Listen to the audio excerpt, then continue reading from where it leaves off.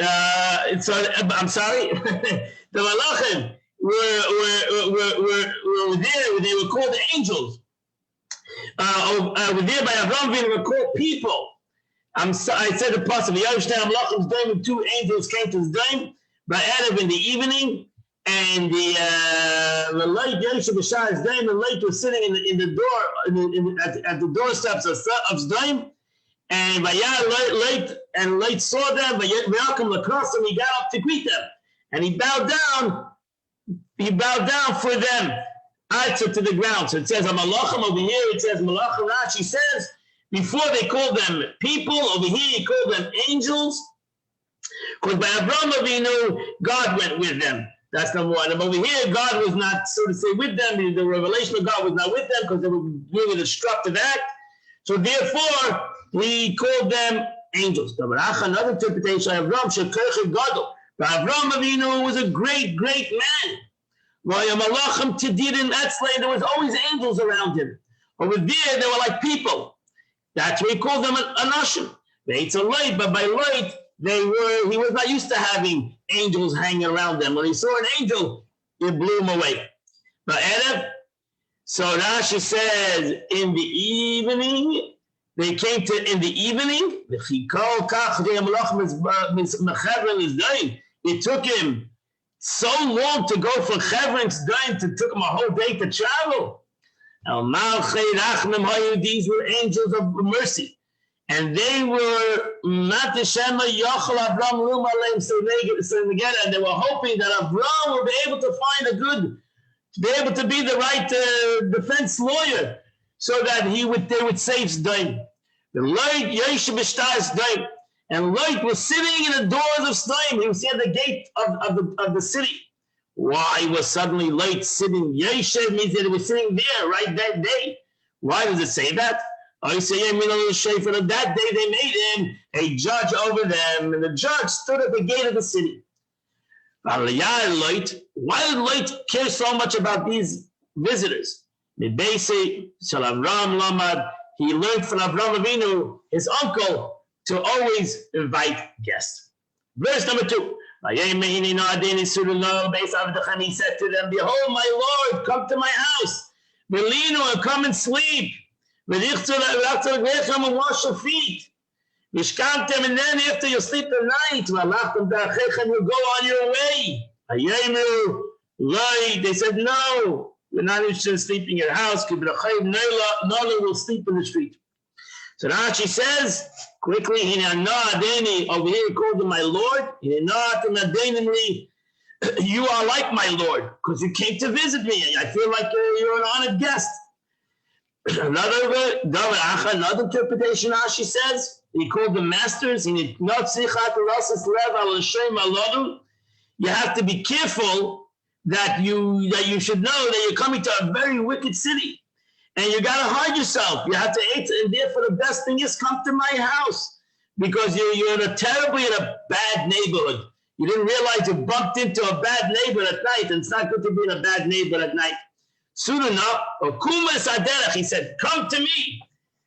And will go through a side alley, so that the people will not recognize that you're coming to my house, because people didn't like it. Was a law, it was a rule in Zdaim. You were not allowed to invite guests. And come and sleep and wash your feet. So that's weird, that Rashi says. That doesn't make sense, that you first go to sleep and then you take a shower. By Avraham Avinu, it says first the other way. Wash your feet and then stay in the house. So why does light change it?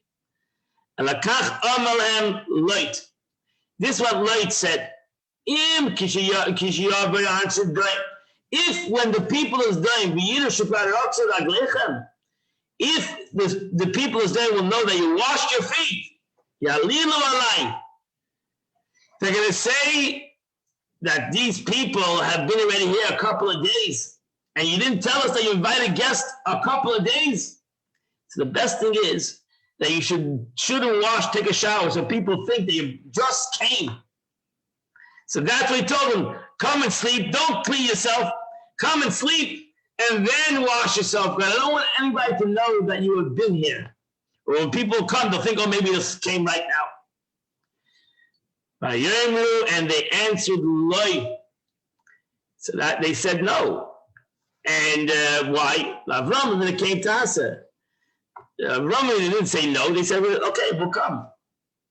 So this teaches a general lesson that somebody wants to do you a favor first, Messiah Lakatan. Somebody wants to do you a favor, you first push and say, no, I don't need any favors for a simple person.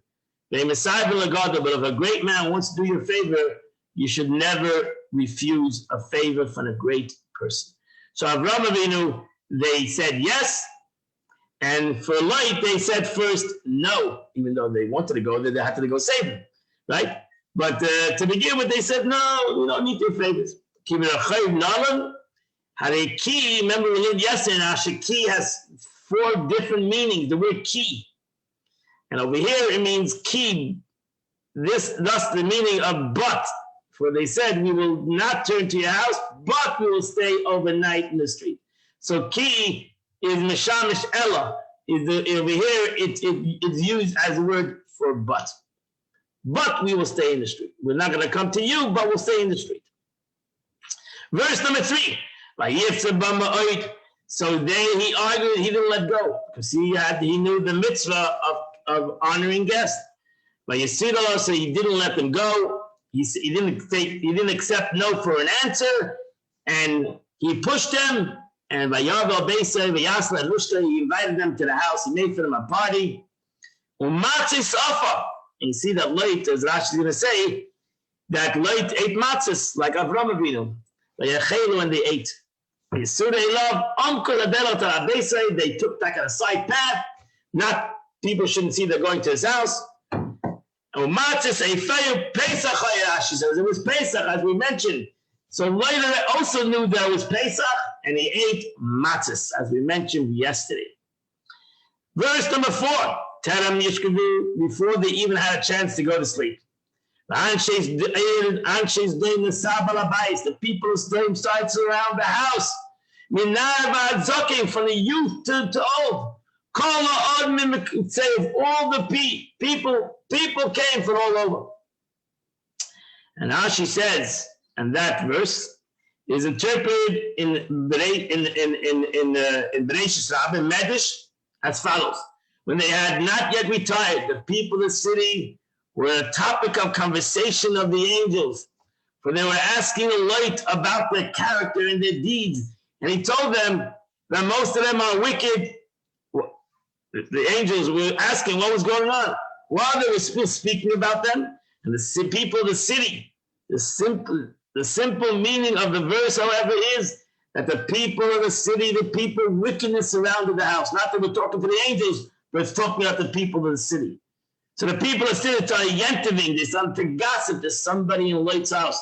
Not one person, but 2 people, the 2 visitors in Lot's house. Imagine a chutzpah. Because they were wicked. They called to the people of Sdom. They said, let's go riot. Let's go riot around Sdom, around Lot's house. And the whole city came. The entire populace from every end, from one end of the city to the other. For not one of them protested. Nobody said, what are you doing? Nobody stopped the mob from going. And this teaches us, Rashi, that there was not one righteous person in their midst. They were all wicked. Yep. Verse number 5. And they called out to Lot, who are these people, all these men that came to you tonight? Come, bring them out and let us know them. And Rashi says it means they wanted to rape them. Mishkav Zacha. They wanted to have a homosexual relation with them. So Lot went out to them, and he shut the door, and he shut the door behind them. And he told them, my brethren, please do not do any evil. Now you see the next verse, verse 8, how wonderful Lot was. I have 2 daughters. 2 virgin daughters. They never had a relationship. I'll give them these. I'll give you these two daughters. And you can do whatever you want with them. What a wonderful man he was. Who was more important to his guests than his daughters. Don't do anything. Because that's why they came under my roof. I have the protection. I got to protect my guests. So he said to them, Rashi said, do me this favor, because they have come in my shade and they have come as my guest. And the Targum said, Betel Shadasi, in the shade of my beam, the Targum Kaira beam is Shadasi. That's the beam, my house. My house is protecting them. Verse number 9. They said, back away. Move away, we're on chutzpah. You're going against the rule of the country. They said, this guy came to live by us, and now he's judging us. Chutzpah. Now we'll deal with him worse with him than you with them with them. They wanted to basically hurt him. And they draw close to him. They came closer to break the door. So now let's continue. This is the grammar. Rashi will go to verse number 10.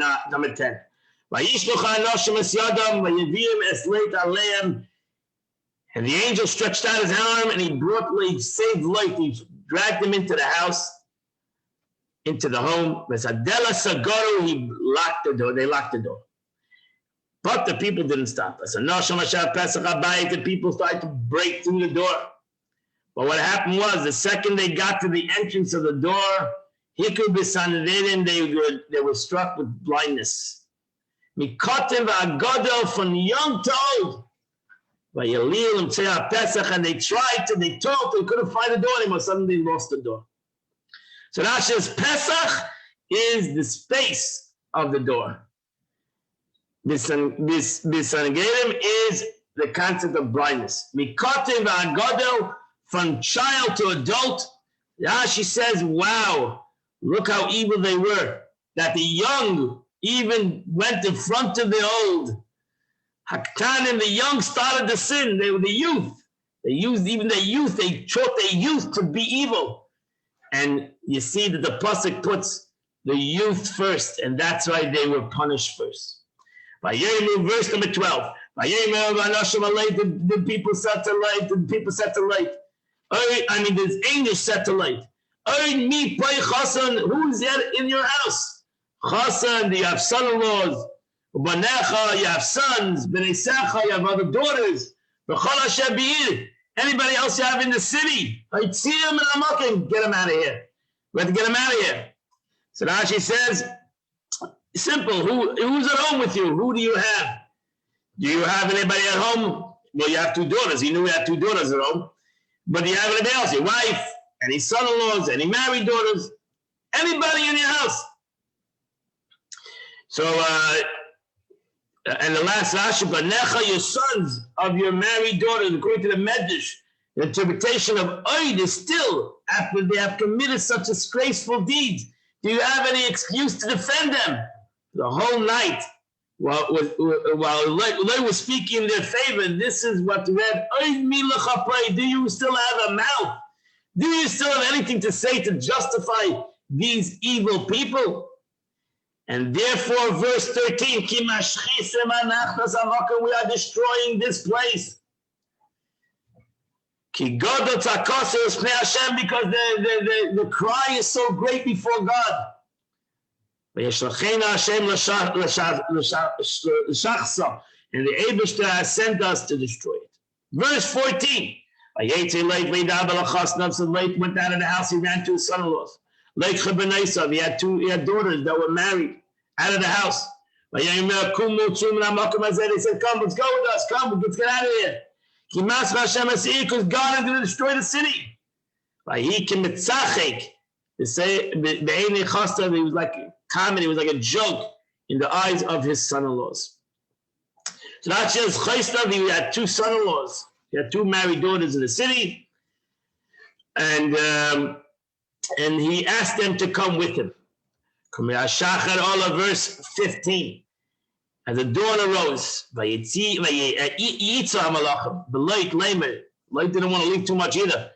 And the angels pressed Light. So we cannot waste any time. Take your wife, take your 2 daughters that are in home, and in Sarah's place that will stay at home, paint a sifu. May they be perished, but in the wickedness of the city. So now it says, Vayitzu is as the Targum says that he pushed them. The angels pushed Light to do it. So Anim Tzoris who are here are already at hand in the house. Your wife and your 2 daughters. Let's get them out of here. Verse 16. And he still didn't let go. He didn't want to leave Sdoim. The angels took him by his hand, in the hand of his wife. Took him by hand. The Chemlas Hashem Olav, as the Lord pitied him. And they took him. The Pashut had to drag him out of Sdoim. And why was he so reluctant to leave? Why did he tarried? Why did he procrastinate? And now she says because he was worried about his money. He was in order to save his possession. And he didn't want to leave because he had a lot of wealth in Sdoim. So now she says, and they says plural. One of them was a shliach to save them. There were 2 angels. The other one was his friend came to flip over Sdoim. And they both grabbed him. Therefore it says, ultimately it says that only one of them said run away, but not both of them said run away. Verse number 17. As he took him outside. As he took him outside, he said, run away for your life. Do not look back. And do not stand. The Cholakika in his entire plane, keep on walking. Hahara to the mountains in Malait. Run for your life, Penteasav, lest you perish. Now she says, Himalat anafshcha, run for your soul.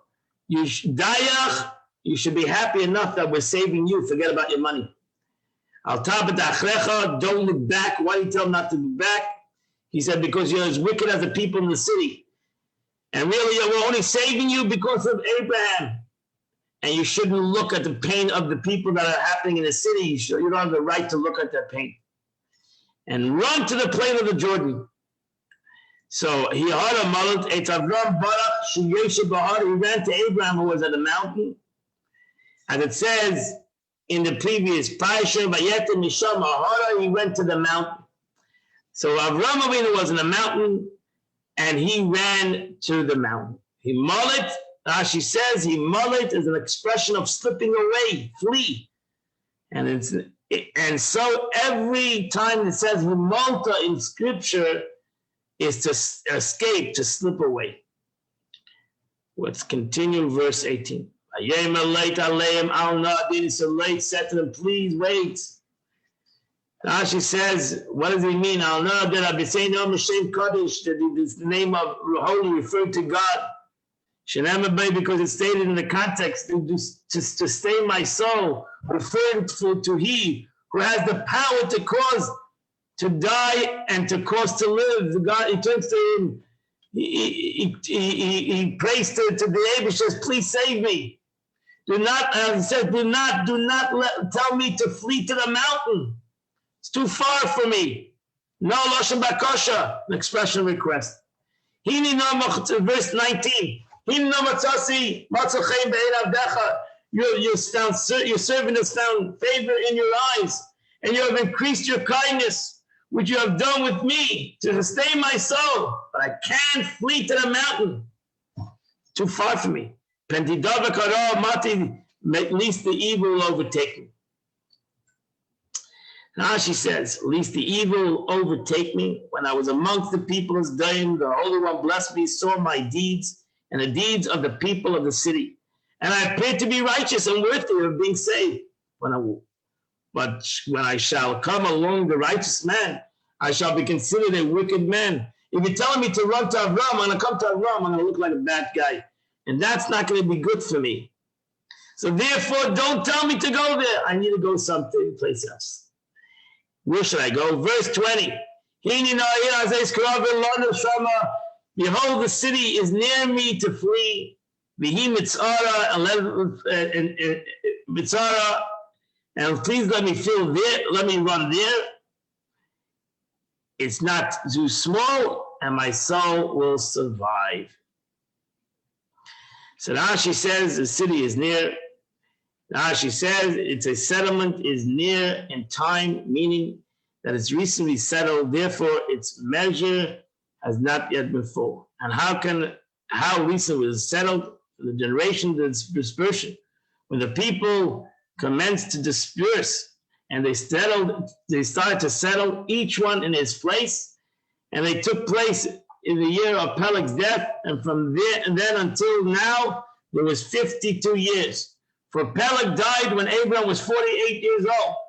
How so? Peleg lived after he had begotten Reu at 209 years. Subtract from them 32 years when Serug was born, and 30 years from the birth of Serug until Nachor was born, totaling 62 years.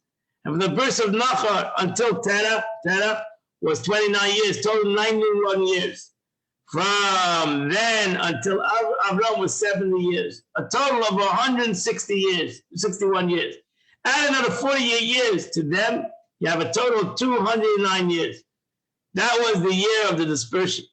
As Zidon was destroyed, Abraham was 99 years old.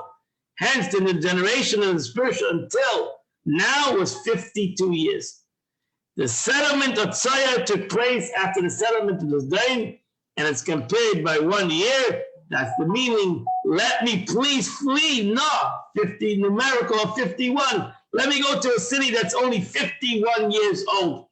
So it's not there many, many years, 51 years old.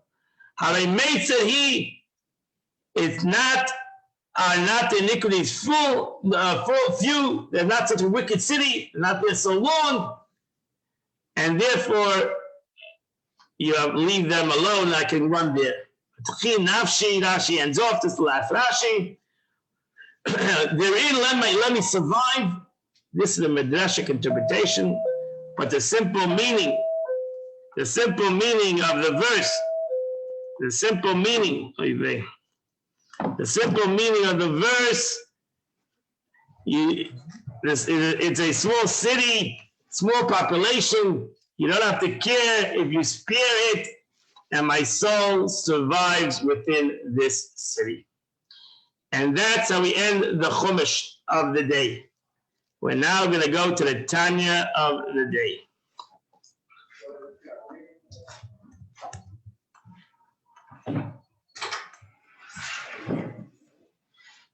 Okay, we're holding in chapter 27 of Tanya, and we're gonna go to the Tanya of the day. The Alter Rebbe says on the Tuesday, we're holding in the middle of the 27th letter of the Alter Rebbe, and the Alter Rebbe now explaining the concept of tzaddik that is died, and even though he's passed away, the tzaddik still has in the neshama, still has a relationship with the people that are in the world. But the Alter Rebbe says, what is the spirit of the tzaddik? The spirit of the tzaddik is his emunah, his faith, his ava, his love, and his yirah, fear. So the Alter Rebbe says that ava and yirah that the tzaddik had still is in this world. Gan Eden, his Gan Eden, his spirit is still in this world. So even though his neshama goes above, but his spirit stays in the world. And if his spirit stays in the world, then the spirit continues to affect the people who want to be connected to him in this world. But there is, the Alter Rebbe now says, now there is another kind of illumination from the tzaddik to his disciples. because the level of the tzaddik, his neshama is connected to even a higher level in the upper world. Rak, however, does not vest itself in their minds, as the case of the first kind of illumination that I mentioned. There's a level of tzaddik that is very, very hard. At this level, every chassid, every person connected to tzaddik, but it's like an encompassing light from above. And what level is that? Because the tzaddik's neshama goes to its source. What is the source of the tzaddik's soul? It's called in the Zohar the orchard of holy apples. What is the orchard of the holy apples? Is the spheres of Malchus of the world of Atzilus. The sphere of Malchus, the level of Malchus in the world of emanation. The tzaddik ultimately reaches up, his soul reaches up to the world of emanation.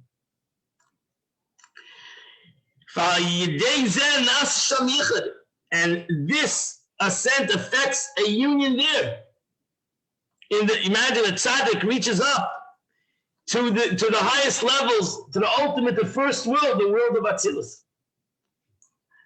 And how does he do that? Through the avoid of the tzaddik, through the work of the tzaddik, which is called Mayim Nukim, the elevation of feminine waters that come from below. It's a Kabbalistic term. The work from below is called the work of the feminine waters that comes from below. It's the aspect of the Buddha, which is the concept of feminine, that comes from below, from all Mikol Ma'aser Torah, from all his actions and his Torah, and all of his service. So all of his service that he done his whole life goes above and it reaches up ultimately to the world of emanation. So for that world, it's very difficult. And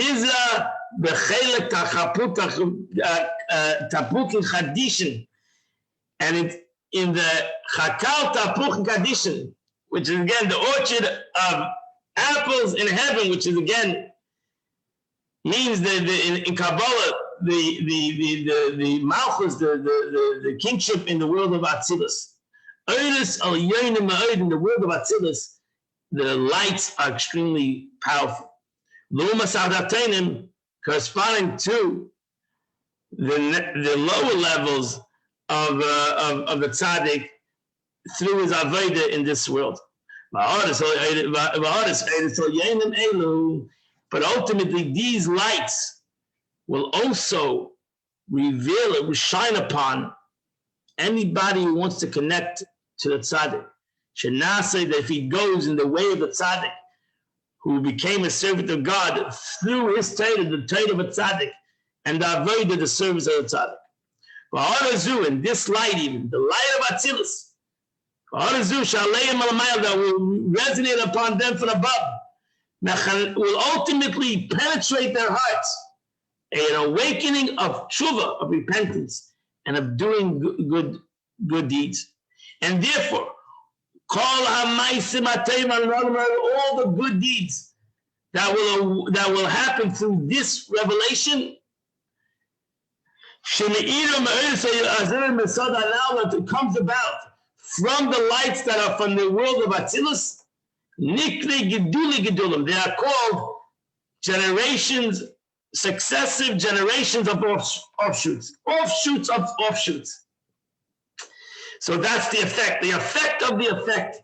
The effect of the light. When I want to connect to a tzaddik, I was talking to the students of Ramendel on the dock. If you want to connect to a tzaddik, even right now, you have the capability to connect to the righteous man, ultimately to the elevations that come from the world of Atzilus, the light that comes from the world of Atzilus.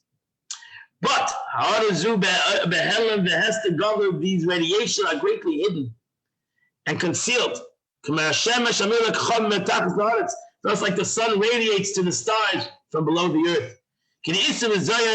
As is brought on the Zohar concerning Moshe Rabbeinu al Hashem. After his passing, his radiation extends. It extends, his radiation continues. because Moshe Rabbeinu ultimately was a soul of the will of Atzilus, a tzaddik, and it continues to radiate for generation to generation to the 600,000 souls, general souls of each generation. Kamei Hashemesh, like the sun which radiates to the 600,000 stars from below the earth. And that's the beauty of the greatness of a tzaddik even after his passing. Today is the 16th day of the month, and you should go now and say Tehillim for the 16th day of the month, which is chapter 79, 80, 81, 82. 79, 81, and 82. Have a wonderful, beautiful, happy, healthy day, and I wish you only the best. Tonight at 7:30, we're going to learn Chumash. We're going to have a class on the Sikh of the Rebbe at 7:30 here on Zoom. Have a wonderful, beautiful day.